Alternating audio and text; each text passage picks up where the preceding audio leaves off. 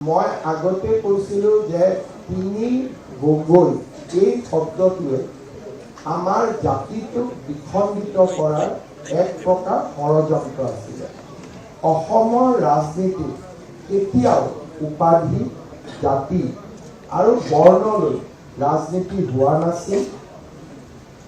লোকপ্ৰিয় গোপীনাথ বৰদলৈৰ পৰা দীঘলীয়া ৰাজনৈতিক ইতিহাসত উপাধিৰে সৈতে ৰাজনীতি কৰিব বিচৰা এয়া এক প্ৰকাৰ আমি নজনা নুশুনা এক প্ৰচেষ্টা আছিলে। যদি আপোনালোকে গোপীনাথ বৰদলৈৰ পৰা সৰ্বানন্দ সোণোৱাললৈকে ৰাজনৈতিক ইতিহাস চায়, কেতিয়াও উপাধিৰে ৰাজনীতি কৰিব কোনেও বিচৰা নাছিল, কংগ্ৰেছেই হওক বিজেপিয়ে হওক। এইবাৰ প্ৰথম উপাধিৰে সৈতে ৰাজনীতি কৰিব বিচৰা হৈছিল, তাক ৰাইজে প্ৰত্যাখ্যান কৰিছে।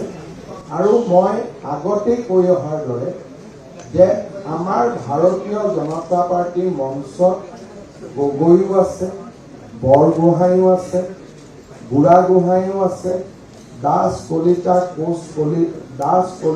কোচ ৰাজবংশী, পাহাৰ ভৈয়ামৰ জনজাতীয় সকলো লোকৰ সমাৱেশ আমাৰ ভাৰতীয় জনতা পাৰ্টিত আছে।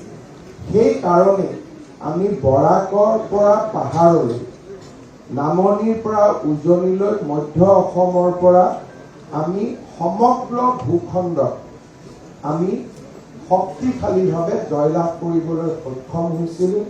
এই তিনি গগৈ ৰাজনীতিক দৃঢ়তাৰে সৈতে প্ৰত্যাখ্যান কৰিলে আৰু দুজন গগৈ অসমৰ ৰাইজে নিৰ্বাচনত পৰাজিতও কৰিলে।